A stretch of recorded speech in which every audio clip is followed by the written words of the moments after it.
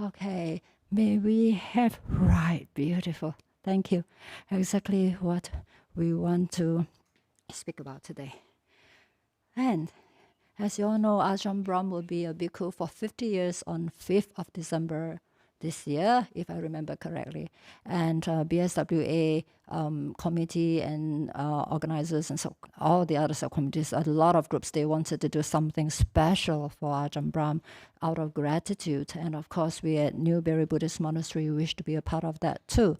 So I think BSV has organized 3 talks just for this purpose, out of gratitude for our teacher. And also today, because I'm a bhikkhuni, I'm also going to talk about how Ajahn Brahm has been that what I call instrumental, or I wouldn't even say it's instrumental, the main person behind the whole bhikkhuni lineage in Australia. So before I go into that, we were all requested from BSWA to write a congratulatory message or something out of gratefulness for Ajahn Brahm. And we found this Dhammapada verse, and we thought that, wow, that really fits Ajahn Brahm so much. So I'm just going to read it, and then after that, I'm just going to explain why we interpret it in this way, okay? So, it's hard to find the noblest of men. He is not born everywhere, nor in every clan. To whichever clan such a wise man is born, that clan prospers. Dhammapada verse 193. Okay, now we thought that this is so befitting of Ajahn Brahm. So we wrote to Ajahn, we wrote for that message to be printed as a booklet. We wrote to explain this verse. We thought that Ajahn Brahm really fits into this what I call a verse so well. So we say, dear Ajahn Brahm, you are that rare wise man born into the monastic clan. Do you all agree? Sure, 100%. Yeah. So he's that rare wise man. And how do we know whether he's wise or not? We, as the Buddha has mentioned, we can only know whether a person is wise and compassionate or having qualities of the heart only if we work with them, only if we live with them, and especially when he is our teacher, how he has shown us the way, how he actually has been a model for all of us to learn from. And I think none of us in Newbury Buddhist Monastery, okay, monks have been living with Ajahn Brahm since they have entered the Bodhinyana Monastery. But for us, Ajahn Brahm comes once a year or twice a year, and he has shown us such qualities of the heart, right? That I don't think many of us can measure up to him, really. Not me, I know, not me. I'm trying my very best, but he has been such a person that I thought that we are also blessed to be under his teaching, his guidance, and of course, through his conduct. So, of course, the monastic clan, okay, when they talk about that clan, I'm not sure whether they were referring to the Sakya clan or whatever, but I was thinking the monastic clan is a clan that Ajahn Brahm has been born into. Every one of us is born with a reason. Everyone has a purpose in life here. And then, of course, Ajahn Brahm, his presence in the monastic clan is not only for just Australia, it's for the whole world. It's really the whole monastic clan, right? So that one, I think, again, none of us can deny. So transcending worldly goals and values, right? For a person with such integrity, with such virtues, with such compassion and wisdom, one has to transcend worldly goals and values. Otherwise, we'll be discriminating and judgmental, a lot of negativity.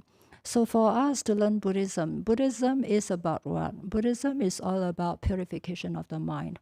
Buddha did not say that enlightenment or awakening can only happen to a person of this kind of birth or this gender or this qualification or this education or this kind of wealthy background. Never. The Buddha has never talked about that. I think there's a sutta about a Brahman who told Lord Buddha that, Brahmins are supposed to be the best of all humankind and all that. And then, of course, Lord Buddha was asking him all the questions until in the end, he really had no answer, right? So we are not born into someone who is supposed to be wise or whatever. You have to have the special qualities to be considered wise and compassionate, okay? So Ajahn Brahm has to transcend worldly goals and values. So how do we know that? Of course, when we nuns and monks listen to those rains retreat talks that Ajahn gives to us monastics, they are so penetrative, especially when Ajahn Brahm first came from Wat Pong, Thailand. The talks were so penetrative. Only a person who has transcended worldly goals and values can give us those kind of guidance. So again, that one, we really take it to heart that Ajahn, we really are so blessed to have you teach us, because he doesn't talk through what you call notes and text and all that. It all comes from his own experiences, right? And of course, he was also very blessed to have a teacher like Ajahn Chah. So this again, another quality of Ajahn Brahm, transcending worldly goals and values and understanding that awakening to universal truth is possible regardless of gender. Okay, so this one goes without saying. You know how Ajahn Brahm has sacrificed his reputation, his association with the Thai monastic, I don't call it a clan, the monastic authorities in Thailand. He has been excommunicated. So after I explain these lines, I'm actually going to give you a brief introduction of what actually happened in Australia. And before that, I also would like to introduce how the Bhikkhuni, Theravada Bhikkhuni lineage has been revived worldwide, okay? So this one, Ajahn Brahm knows that it is not possible. It is possible, regardless of gender, to become awakened. And of course, that you can find in the Tarigatas and Theragatas, right? Those utterances of those arahants who were males as well as females, bhikkhus and bhikkhunis, right? And also laymen and laywomen during Lord Buddha's time. And I'm quite sure that during our time, there will be a lot of laymen and laywomen who are awakened. I prefer to use the word awaken because Buddha is actually about being awakened to the universal truth, right? Enlightenment means that you go. Sometimes when somebody says enlightenment, you just imagine a halo around the head. And no such thing. It's just saying what is the truth. As Ajahn Brahm has always mentioned, we are all just part of nature. We are just all part of nature. We are born here because of a certain reason. Due to what?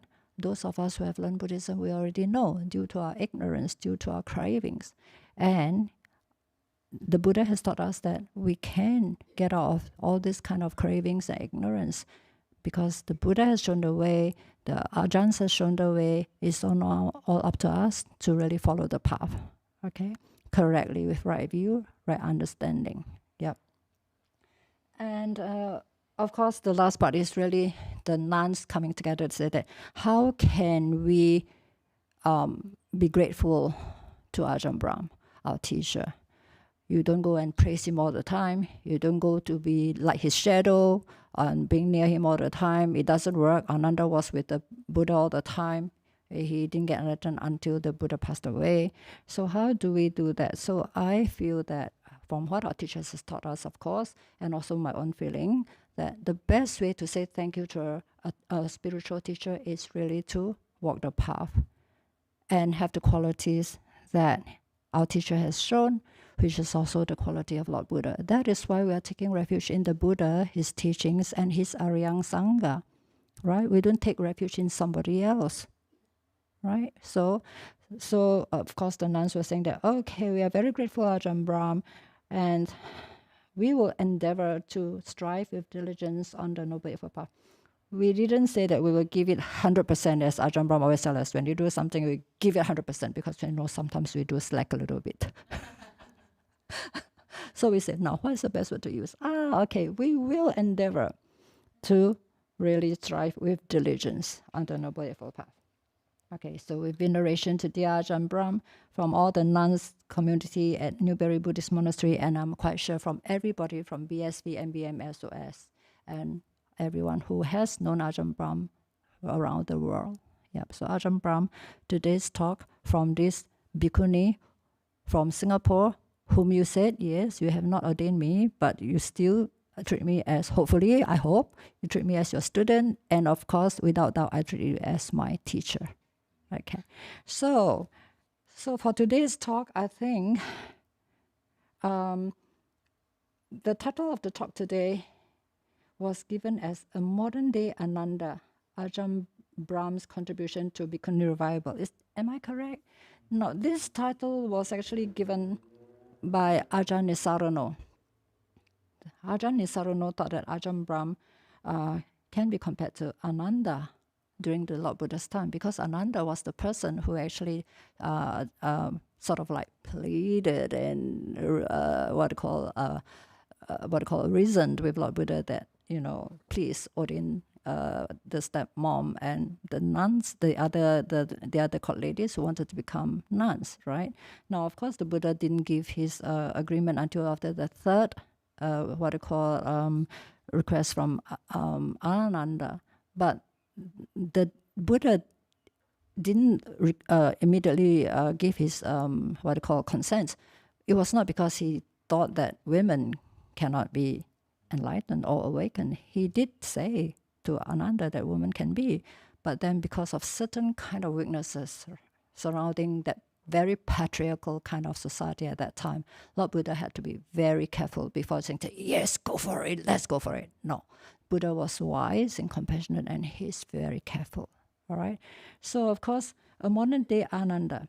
I was telling Ajahn Nisarano, I think Ajahn Brahm, I consider him to be more than Ananda. Why? Because Ananda has the protection of Lord Buddha. Ajahn Brahm didn't have anyone to protect him, but he really went all out to really give the female practitioners an opportunity to become ordained as a bhikkhuni after a lot of research. Okay, he didn't just say, okay, go for it, let's do it regardless of whatever. They did a lot of research. Okay, now, if I were to give a title to my talk today, I will call Ajahn Brahm the father of the Theravada Bhikkhunis in Australia. I feel I'll call him the father of the Theravada Bhikkhunis in Australia, because Ajahn Brahm has been the sole person mainly behind the drive, working together with other monks, of course, like Bhante Sujato and all that, to give the female practitioners the opportunity to become ordained as bhikkhunis. So the father of Theravada Bhikkhunis in Australia. Okay, that would be my talk, the topic of my talk today. Okay, now, as I said, I'd like to just give a very brief introduction to who, what, and how did the revival of Theravada Bhikkhuni all started. Okay, a very brief introduction. Now, in 1988, maybe some of you may have heard, perhaps most of you don't even know. In 1988, the person who mooted the idea of the Bhikkhuni ordination to the Sri Lankan nuns, okay, who was it? Anybody has an idea? Dr. Jaya, you cannot participate. You know the answer. Yeah. Do you know who mooted the idea of giving the Sri Lankan nuns? Because it was already about 1,000 years that the Theravada nuns lineage died off in Sri Lanka. So who mooted the idea of giving the Sri Lankan nuns the opportunity of Bhikkhuni ordination? It was a Chinese monk from Fo Guang Shan, Venerable Xing Yun Fa Si. Do you all know that? Yeah. Venerable passed away, I think 2 or 3 years ago, right? From Fo Guang Shan. Okay, what happened was that Venerable knew that in China, the first bhikkhunis were ordained by Sri Lankan nuns. I think it was in 430 something, okay? The Sri Lankan nuns, after getting ordination from Sanghamitra, the nuns actually sailed through China to give the Chinese bhikkhunis their legal dual platform ordination to be confirmed as a full-fledged bhikkhuni. At first in China, they were only able to be ordained under the monks. But I mean, if you talk about Vinaya legalities, it is actually okay when there are no nuns, then the monks can actually ordain the nuns. But the nuns, they wanted to have the dual platform. So they actually arranged for the Sri Lankan nuns to sail all the way to China to give them the ordination. Now it was very risky because during the first sail towards China, 2 of the 10 nuns actually passed away. So there wasn't enough 10 nuns to give them ordination. So they asked the captain of the ship, I think he was a merchant or something, okay, to please send more nuns from Sri Lanka to China. And the second group was a group of 3 nuns, I think. So it made up 11 nuns, which is what they needed at that time for the quorum to legalize the bhikkhuni ordination in China. So that was how the Chinese bhikkhunis first had their ordination. And it has flourished ever since then, since 430 something, 31 or something, 431 or 433, somewhere around that time.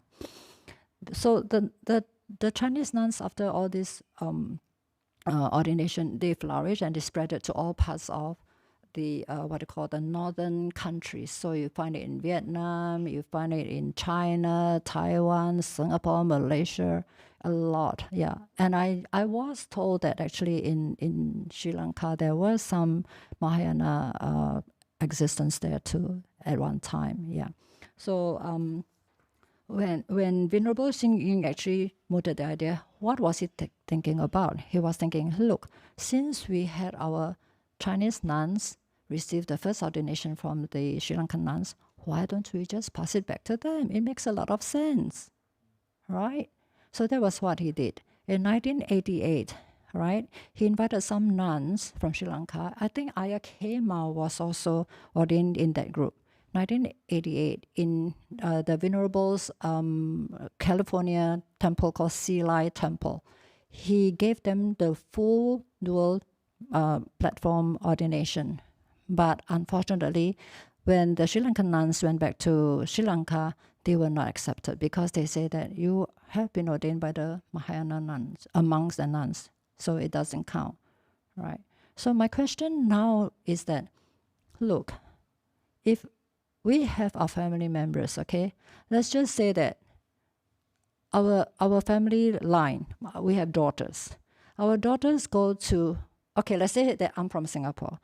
If my daughter is from Singapore, move to Australia and stays here, marries an Australian guy, does that mean that my daughter has died off?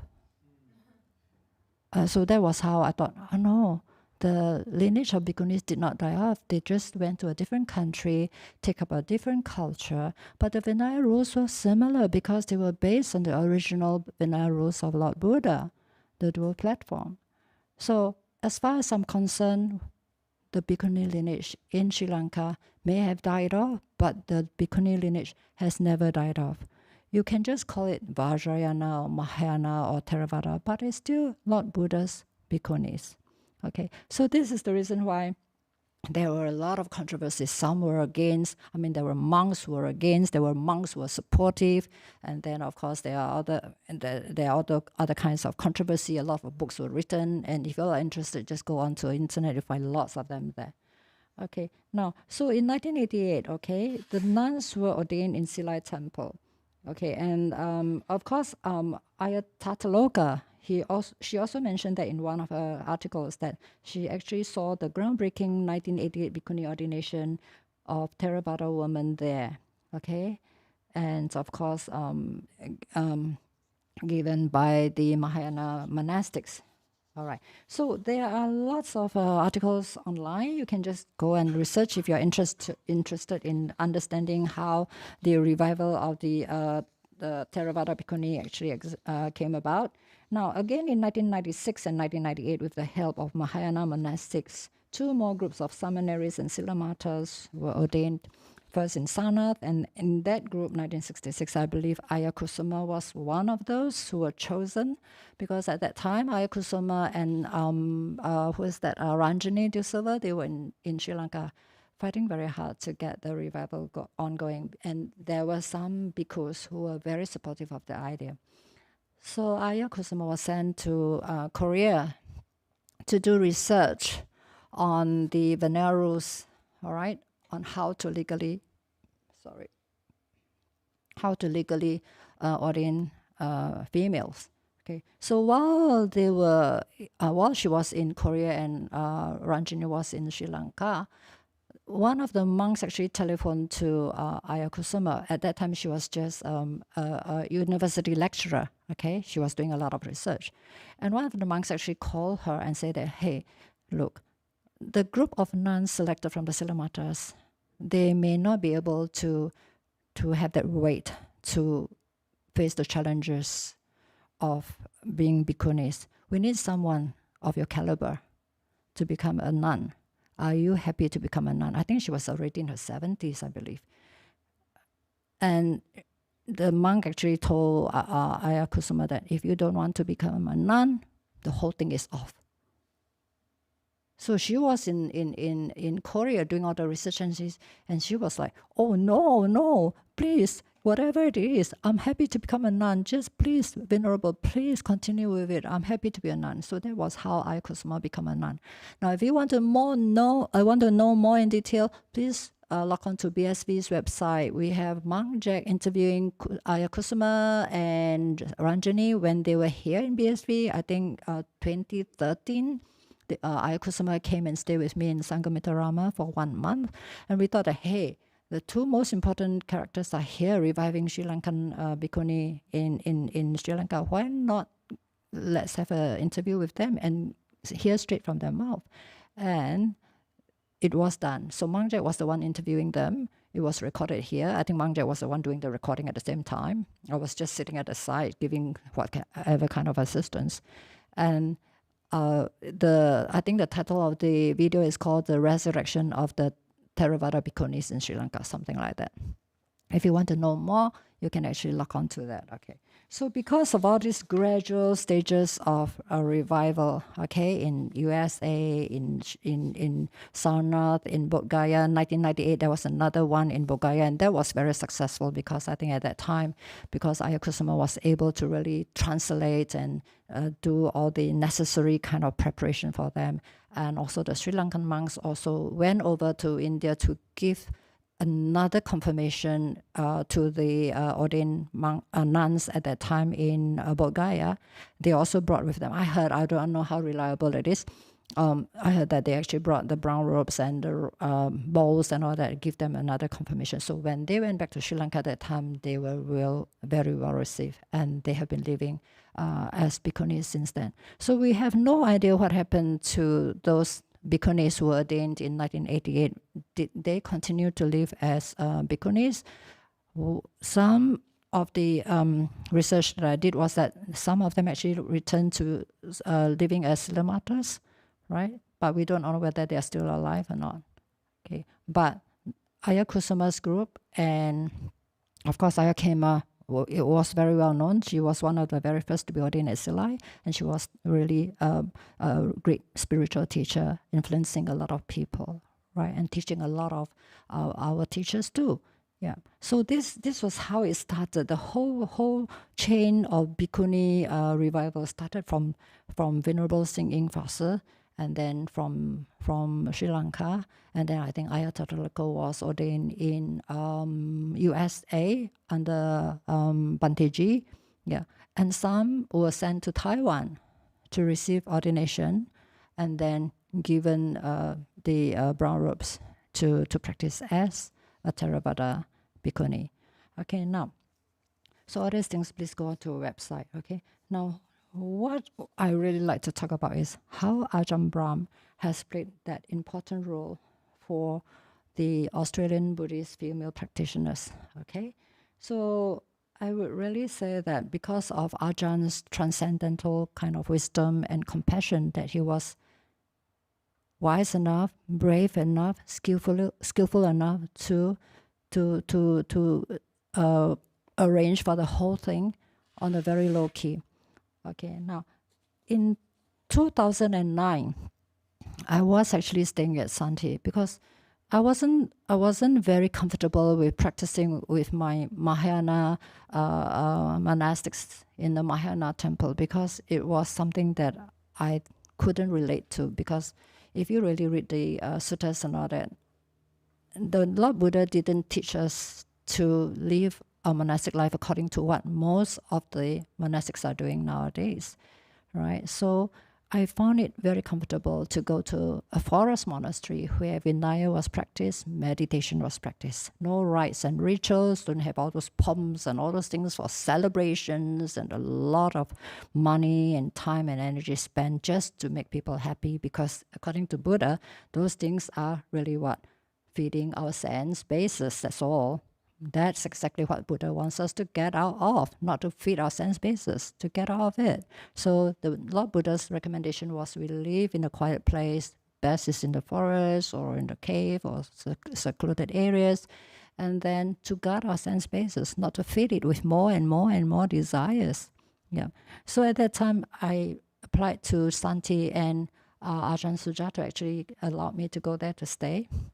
And when I went there in 2009, Ayya Seri, one of the 4 nuns of the Australian group of 4, okay, who was first ordained, Ayya Seri was already there. And of course, with her limited Chinese and my limited Chinese background, we were helping Ajahn Sujato to read into the Vinaya books. And of course, because I was already ordained as a full-fledged bhikkhuni, I was able to fall back on my ordination, and also showing Ajahn Sujato, this is the ordination certificate. We have so many bhikkhunis, so many bhikkhus, all the witnessing bhikkhus and bhikkhunis, what has been done.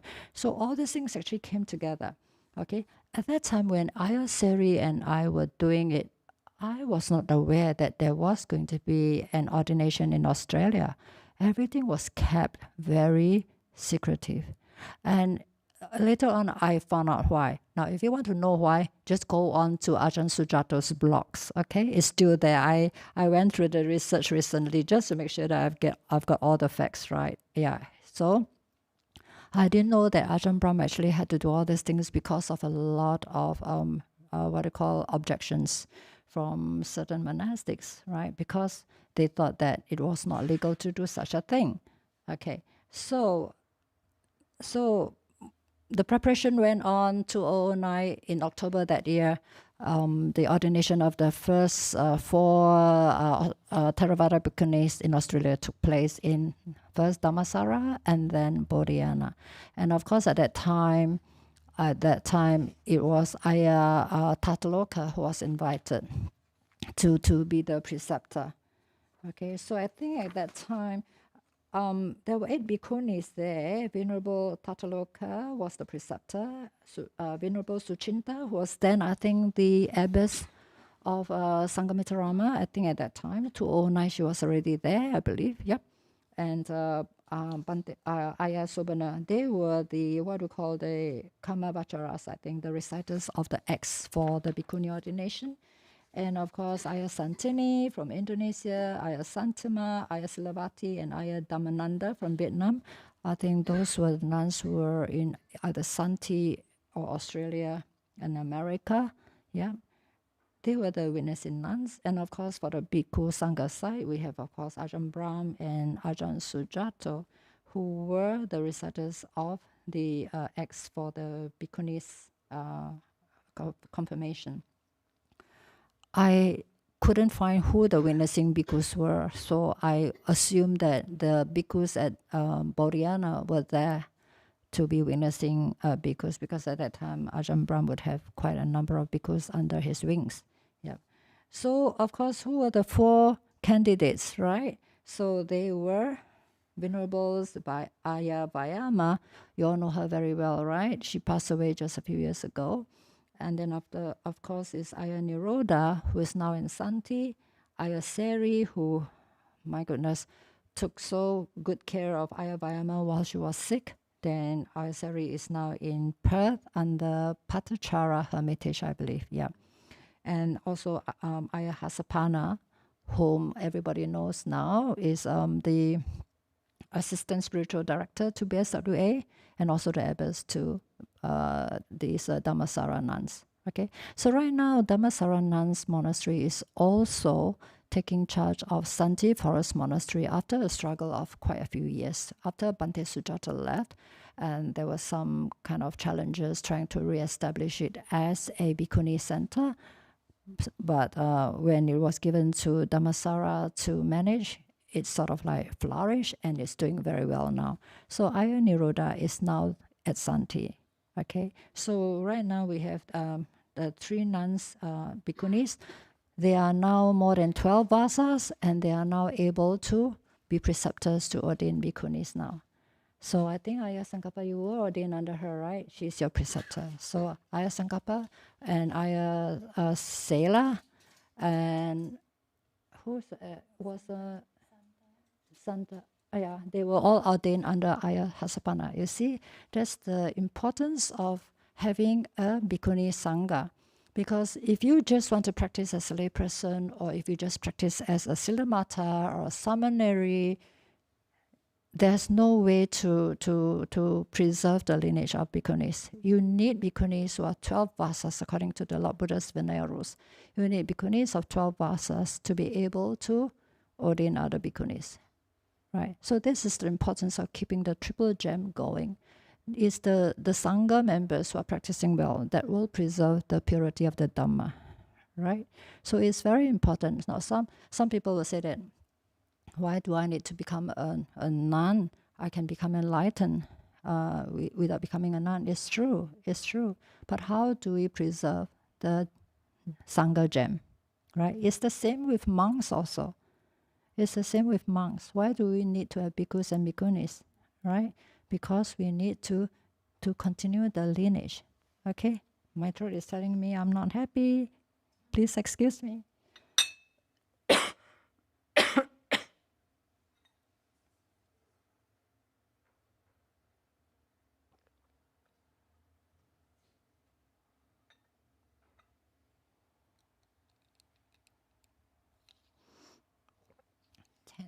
13.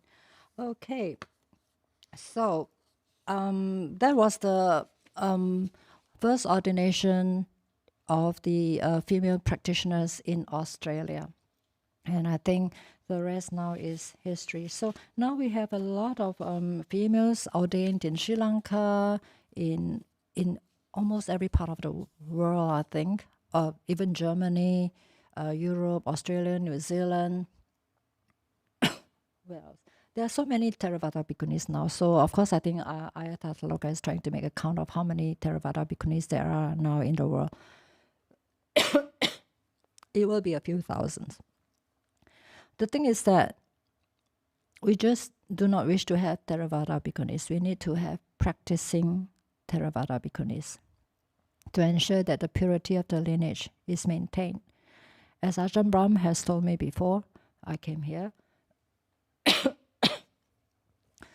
when he knew that there was this intention to set up something in Australia, in outside New South Wales, he reminded me, don't just ordain the nuns, make sure you train them. Yeah, so we have to train nuns, right? Now, okay, before I come to that, okay, now, how did Newbury Buddhist Monastery come about? It's not just because of Sanghamita Rama, which a lot of people thought so. It all started way back in Santi. I think Mang Jack spoke about it during the 10th anniversary of NBM. It all started in Santi. I was there in 2009, and I only left in early 2011. At that time, according to this one, okay, this is good. This is from Bhante Sujato's blog. Since 2006, Santi Forest Monastery had become well known as a center for support of bhikkhunis internationally. We had many women candidates interested in bhikkhuni ordination, but for one reason or another, none of them proceeded to full ordination. Okay. I was there, I knew. We had Anagarakas from Sweden, from Switzerland, I think, from America, from from Thailand, from Korea, from Australia, from New Zealand. I can't remember. From Israel even. Yeah. Okay, they were all there. Everyone wanted to become a bhikkhuni. They became Anagarakas. One of them actually managed to become, no, two of them became seminaries, but none managed to become a bhikkhuni. So Monk Jack and me and a few other Anagarakas were there, and we're discussing what is happening. Is there any possibility for us to start a bhikkhuni training center? I come from Taiwan and China, especially Taiwan. Taiwan has such a long-standing, what they call, bhikkhu and bhikkhuni training monasteries, right? They have their system, they have their programs, how to train, and of course they have all the teachers there. But here, the Theravada bhikkhunis, it was so new. There wasn't many teachers around. So at that time, we were discussing how can we actually start a place to have a proper training system, right? So we actually wrote to, if I remember correctly, the name was Brian of New South Wales. He was from the New South Wales Council of Buddhist, the New South Wales Buddhist Council. We were asking him whether it's possible to start a Theravada Bhikkhuni at that time. But of course, no, he was like telling us that, well, yes, please go ahead if you think you can do it. So we actually did have a Vietnamese couple who offered us a piece of land in New South Wales. Unfortunately, it was not zoned to be a religious zone. So we had to abandon the idea. And that was the reason why Monk Jack started out to explore other countries, other states in Australia, to see whether we can start a Theravada Bhikkhuni center with a proper training system. Monk Jack ended up in New Zealand in 2011. I was in Singapore at that time, and it was because I was in Singapore at that time that I met Ajahn Brahm there. Okay, now I've met Ajahn Brahm way before. When I was a layperson, he was already invited to Singapore to give talks, and we were also impressed with how he practiced the Venerals and how he actually was able to sort of like give very what do you call that? Very humorous talks, but very good teachings with good advice and all that. So we were all very taken in by him. So later on, when I was a bhikkhuni in Perth, I actually met Ajahn Brahm in Perth too. Yeah, so they were all just very short meetings, a few words each time, just a few words each time. So when I was in Singapore in 2011, I went to one of Ajahn Brahm's talk in Singapore Buddhist Fellowship. I was telling Ajahn Brahm about our plan to start another Bhikkhuni center with a proper training system and all that. And Ajahn Brahm said, oh yes, this is good. And he was asking what our intention was. So at that time, we were thinking of like South Australia or something like that, because we wanted to go to a place where there was no Theravada Bhikkhuni at all. And of course, during that time, we already know that Victoria has Sanghamitra. We knew that. So we thought that, well, there's already one in here. So why not let's try another state? But Ajahn Brahm, I didn't know that Ajahn Brahm was actually the spiritual advisor here in Victoria, BSV. So after exchanging some words with Ajahn says, why don't you try Victoria? Victoria? Yes. And that's it. That's it. Just a few words. Victoria? Okay. So I emailed to Ajahn, to Monk Jack. Monk Jack, Ajahn Brahm says, try Victoria. I think that was why Monk Jack finally arrived at BSV, if I'm not wrong. I think Cora was the president at that time. Cora. Was it Cora or... I can't remember. I think it was Cora. Someone... Dr. Jaya or Cora or Padmini, I can't remember who. Yeah. So Monk Jack finally came to BSV. And of course, with his presence at BSV, he started to talk about the idea of finding a forest monastery and all that. And I think it received some very encouraging kind of response. Now, the other reason was that Sanghamitra Rama which was there since 2007, if I'm not wrong, 2007, with the leadership of Ayya Suchinta, Ayya Atapi, I think, and Ayya Dhammananda, the Vietnam Ayya Dhammananda. Yeah. They were trying to build a center there. At first, it was with the support of Ayya Tathaka and some American Bhikkhunis, as well as some, I think, Fokanshan Bhikkhunis who became Theravada Bhikkhunis at that time.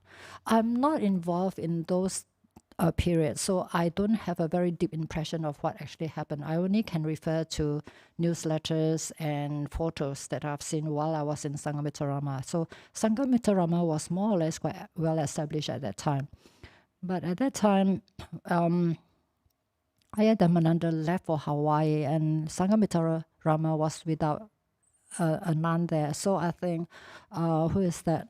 This nun from Burma. She actually came to just support Sangamitarama. Who is that nun's name? She's now in South Australia. So she came in for a little while, and of course at that time, it so happened that there was one lady, Priya Peters, if you remember her. She's now Ayya Janti. She's now staying in Dhammasara. Priya at that time applied to Sangamitarama to be trained as a bhikkhuni, but there was no bhikkhuni there at Sangamitarama. So of course, with Monk Jack's presence in BSV, and I think Kora was the president at that time, 2012, I believe.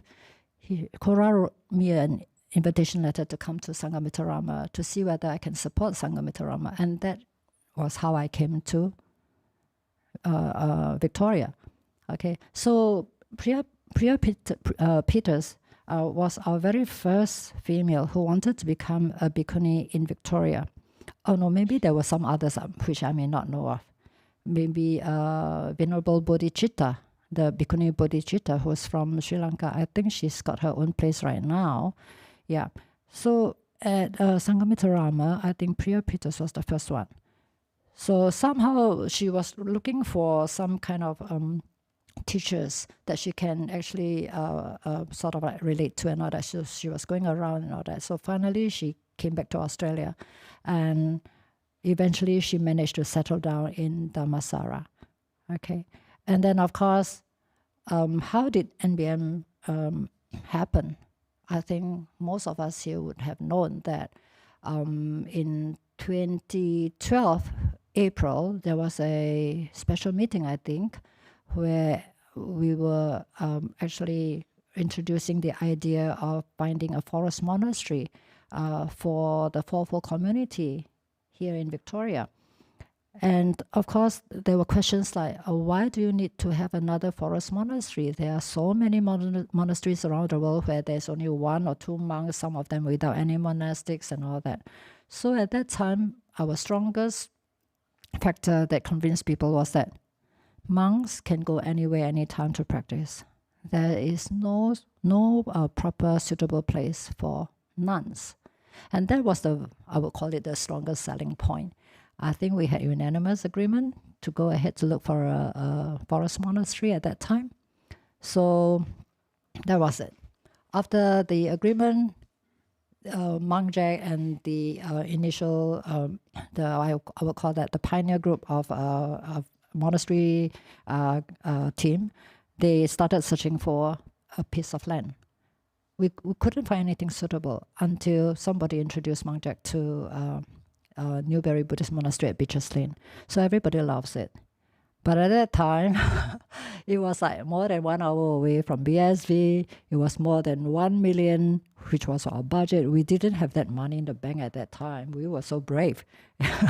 Looking for a monastery without money, my goodness. Yeah. So when everybody went to take a look at the place, I think everybody just fell in love with it. So of course, we also had our Singaporeans devotees who came over, because at that time they were so supportive of Ajahn Brahm. Anything Ajahn Brahm wants, they will make sure that they can contribute. So they also came over and they went to take a look and all that. And it was Kora who says, Ayya Upekkha, bring them to Red Beard for their lunch. I did. And they were so happy with the lunch, because it's the first time for the city dwellers to come to a countryside place to enjoy something like sourdough bread, which was unheard of in Singapore at that time, right? They love it so much. So they were so taken aback by those how do you call that? Those stalls that have food on the roadside. You just take what you need and just pay like that. In Singapore, everything will be stolen. Yeah. So they would think, wow, this is such a lovely place. There's so much trust and honesty and all that. Yeah. So they look at the place. They went to look at Kataminga. At that time, NBM was called Kataminga. It was a B&B. So they liked the place so much. And then after that, of course, everybody drove back here to BSV. And one of the Singaporeans gave Adrian a check. And Adrian looked at the check and asked him, are you sure?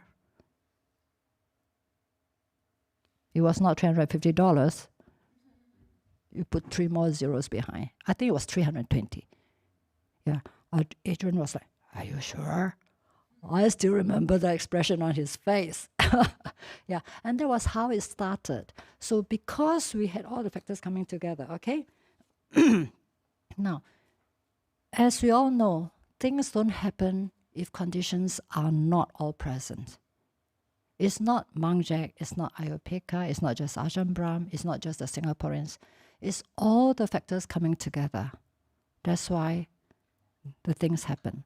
Okay, now the journey, the brief journey, okay, for NBM to happen, right, is really starting from Santi, and then to Singapore BF, the meeting with Ajahn Brahm, Mang Jack going to New Zealand, the presence of Sanghamitra Rama at East Bentley, and of course that we have to thank the founder members, Kanti, Padmini, Kora, Prem, Dr. Jaya, and who else was there? Liv, were you there? I'm not too sure. There were many people who were working there, but by the time I came, many of them were already not there by the time I came. So Kanti was always there almost every day to make sure that the nuns are well supported. Padmini and Kora were there to raise funds and all that. Prem was also another person who really supported the Bhikkhunis. Yeah, of course, Dr. Jaya, you know what you have done. Sadhus for that. Yeah. So for 7 years, we stayed at Sanghamitra Rama in East Bentley until 2014 when NBM was founded and established. Okay. So of course, for me, I really have to thank Peters for her request to be ordained. That's the reason why I'm here. Otherwise, I wouldn't be here. There's no reason for me to be here. Yep. So you see, all the conditions that we can't imagine, they all just come together. Okay. And of course, if Kora did not invite me to come, I wouldn't be here too. Okay. And of course, without the agreement by the BSV community in 2012, NBM would not have existed too. Yep. So you see, all the search, all the people, so many factors coming together, right? This is the reason why Lord Buddha says every phenomena has to have its conditions together. Otherwise, it won't happen. Just one factor is missing, it can't happen. Yeah. So I was told that now it's 40 years. When we actually successfully bought the place for Newbury, one of the community members told me that, oh no, I think even Alfred was mentioning that way before, I think 30 years before, I think there was this idea of BSV to find a forest monastery, but it was never successful. Now, some missing link was not there. You see? So we can never say that if it's not for this person, if it's not for me, this wouldn't have happened. It's not right to say that. You need all the factors to come together for a thing to happen, especially this noble undertaking. You can't do it just by yourself. Yeah. So we have to thank everyone, seen and unseen, everyone, those who have contributed behind the scenes, those who have spreaded the words for getting support and all that. There's just so many people to thank, right? So how are we going to thank Ajahn Brahm? Because for him, of course, he's not the only person, but he is really the main person who really is the driving force behind the whole setup of Newbury Buddhist Monastery, especially when SOS, the idea of SOS, the retreat center, was raised by Ajahn Brahm. Ajahn compassion knows no bounds. He was saying that we don't just take care of monks and nuns. We need to take care of the laymen and lay women. They are supporting us, and they also want to practice. We have to give them something comfortable for them to come in, to relax, so that they can go into good meditation. We can teach them the importance of sila and all that, but they need to know how to relax because it's not easy working outside. Right? So Ajahn Brahm, his compassion, his wisdom, has resulted in SOS. Right? It has been a great challenge for all of us, really, but it's also a maturing process for all of us in the spiritual sense. Right? So for Ajahn Brahm, thank you so much. I really do not know what else to say to Ajahn. It's just that, especially for us nuns, we know that it is very hard to get a place for us to practice in seclusion, in quietude, and with the support, right? We already have it in Newbury Buddhist Monastery. We treasure it a lot, and the only way to show our gratitude and respect is to practice well under your guidance. And also to all of you, each one and every one of you, we show our gratitude and respect too by practicing and to be of service. Please give us time to mature so that we can be of service more and more and more. Okay? So with that, I think I will end today's talk. If there's any questions. Thank you, Ayya, for sharing such important historical details of our community. Let's begin with questions. We'll start from the room and alternate with those online. Anyone has a question? Please raise your hand. You mentioned 2 platforms. What does it mean? You mentioned 2 platforms. What does it mean? Okay, 2 platform meaning, for bhikkhunis, for females, we have to go through an ordination from the bhikkhuni side first. Okay, and once the bhikkhuni side is complete, then we can send the candidate to be ordained by the monks. So that is called the 2 platforms. For monks, they only need to go through one. But for females, since the Buddha's time, that was the practice. And that is all found in the Vinaya rules. But there is also in the Vinaya rules where the Buddha says that if there's no nuns available, then a quorum of bhikkhus can ordain the nuns. And it has happened. It has happened. Only bhikkhus ordaining nuns. Yeah. But for nuns who feel that they will be more complete to have the dual platforms, then they prefer to first go through the bhikkhuni quorum, get their what we call one-sided confirmation first, the bhikkhuni ordination, then be confirmed by the bhikkhus. So that's called the dual platform. Answer your question? Yep. Okay, thank you. Any more questions? Yes, there's one behind there. Yeah, somebody's hand is there. Yeah.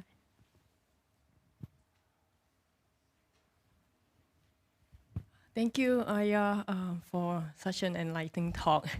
Yeah, sadhu, sadhu, sadhu. I have a question from in your talk when you said that when you first met Ajahn Brahm, he taught some things that talk to you through the rains retreat that speak straight to your heart. Like, yeah, could you give us some examples of that? Because we not privileged to the rains retreats talks, but it would be great to learn something from that you said really touched your heart.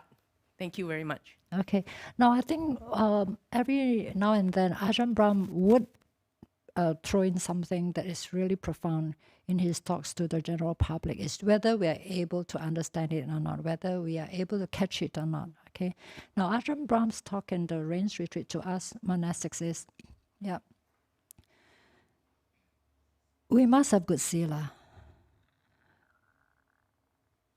We must practice our precepts well. Okay? We must practice our Brahma Viharas well. We also must accept that everything is anicca, dukkha, anatta. Ajahn Brahm, as I mentioned in the last talk, his most intriguing statement to me was, we are all just part of nature. Does anybody ever think that we are all part of nature? No. We think we are the almighty human being who can conquer the whole world. We can do lots of things. We can go to Mars, we can go on the moon and all that. But has anybody told us that we are all part of nature? The first, of course, I hear from our Chinese teachers, right? At that time, maybe I was not spiritually mature yet. But for us to realize that we're all part of nature, we have to understand what anatta is, what sunyata is. Now, a person who has not seen anatta and sunyata can only give us some kind of book knowledge. But the way Ajahn Brahm describes his meditation experiences, there's no one there. There's no driver there. Don't be a control freak. We are just processes of nature. Okay, I haven't heard many teachers talk in this way. One or two Chinese teachers, yes. So that's the reason why all these things really penetrate deep in my heart. Most teachers will teach us that there's no one there. We are just four elements, right? The body, and then the mind is made up of the feelings and the perception and all those things, right? And how many teachers actually can convincingly tell us that our mind, perception, our feelings, perception, mental volition, and consciousness, they are all not reliable. They are all not I, me, or mine. How many teachers have given us those kind of very, very strong statements? And that he experienced through his meditation experiences. So when you go through a meditation experience and you listen to Ajahn Brahm's talk about the different stages of meditation, you know that Ajahn is not just giving us book knowledge. It's more than that. It's more than that. It's the many reminders about how we have to open the doors of our heart, how we have to be forgiving, how we need to be kind not only to others but to ourselves too, right? And also the other important fact is that we don't need to be right all the time. It's better to have peace and harmony. All these things I learned from Ajahn Brahm. Right? Opening the door of your heart. A lot of times when we look at people, we are sort of like judging them by the first impressions we feel about them. But our feelings are also conditioned. We have been unfair to lots of people. We have been, including me. So that's why the whole process of becoming a monk or a nun is not to be someone who is aiming to be well known or to be heaped on with praises and all those things. It doesn't matter. The eight worldly winds will always be there. How do we deal with the eight worldly winds? Okay? The positive sides, I think none of us will have any difficulty. But what about the negative side? All these things help us to mature, help us to understand that it's not a person who is doing all these things. It's a process of the five aggregates. It took me quite a while to really understand it a little deeper. I'm still exploring, right? I really want to know what exactly Ajahn means by we're all part of nature. I mean, I have been comparing his teachings with our Chinese teachings, the Mahayana Suttas. It makes a lot of sense. They align. Right? And that's why it helps us who are able to understand to that extent that we are just part of nature. Then we won't really have so much of duality in our daily interactions with others or even with ourselves. We are able to forgive very easily. important thing is, how do we catch that thoughts coming up immediately? Most of us just let our thoughts come and just, how to say, ferment. What do you call that? They become so toxic sometimes, and we don't even know. We think we are right. We always think we are right. That's why a lot of times Ajahn says, unless someone is going to kill somebody or whatever, something so drastic as that. But if it's just a difference of views which you can just let go, why not just let go for the sake of peace and happiness and harmony? Harmony is so important.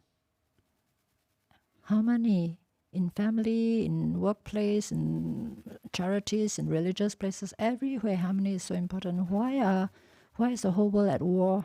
At war now? Why? We can't control others, but we can control ourselves. But again, if I say we, is there a we? Is there an I? That's why you see learning Buddhism sometimes, I would say it's not really that simple, because there's not supposed to be an I there. And of course, people will be asking, if there's no I there, who is being reborn? Who is talking now? Who is listening now? Those are questions that our teachers ask. When we talk about who, we're already on the wrong track. Thank you, Ayya. You have notes of appreciation from the online audience in the US, Bolivia, also from Suchi, and they all say thanks. There's a question from two people. I'm going to simplify it, but there is a question about whether 10 nuns are required for ordination. And part of the discussion that's going on is, it seems that Venerable Sanghamita was able to ordinate the Sri Lankan nuns, but apparently in China they need 10 nuns to ordinate, and so the question is, where does this idea of the number of nuns come from, and is this like discrimination that gets introduced? Yeah. Okay, now for the 10 nuns, it actually happens in the Mahayana tradition, from what I know. I'm not an expert or authority on this topic, but from what I understand, like even for us to be ordained in Taiwan, we need 10 monks and 10 nuns. But for as long as the Vinaya is concerned, anyone who is outside India or when you are at the countries that are far, far away, a quorum of 5 is enough. A quorum of 5. So whether it's 10, according to the culture of that country, okay, or they want to follow exactly Lord Buddha's time. You see, like the Buddha's time, when he first ordained his monks, he just say, so and so, you are ordained, right? Then later on, it sort of like evolved into, I think, taking the triple gem, yeah. And then later on, it evolved to one motion and announcements, 3 announcements, correct? Yeah. So all these things slowly evolve, right? But the minimum, because Australia is so far away from the central area now, even in India right now, okay, if you are able to find 10 bhikkhus and 10 bhikkhunis to really support Theravada bhikkhunis, we are very, very fortunate. But it has happened already. Ayya Sunyata was ordained in India in 2022, correct? Yeah, with a full quorum, more than enough. Because right now we have enough bhikkhunis to form the 10 bhikkhunis, right? But the minimum is at least 5. Why? Because we need 2 to be the, the reciters of the acts for the bhikkhuni, and 1 is the preceptor, and the other 2 can be witnessing. But if we can get more, then of course it will add to the weight of the whole thing. You see, like I think if I remember correctly, Ayya Jyotika was the only nun ordained at that time. She had a whole Dhammasara nuns behind her, all the Bodhinyana monks behind her. Oh, that was fantastic. So when you have those available numbers, yes, please do so. But I know that in Taiwan, they always make sure that there's always 10. But I think that's because the Mahayana monks and nuns have already been there for such a long time. There are just so many of them. You can just go everywhere and find 10 monks and 10 nuns, but not Theravada bhikkhunis. So when there's this thing, this condition that there's not enough number to form a bigger quorum, so 5 nuns, 5 monks is enough. That's my understanding, okay? You can actually ask those who are experts in Vinaya. I hope it answers the question. I think you did. Thank you so much.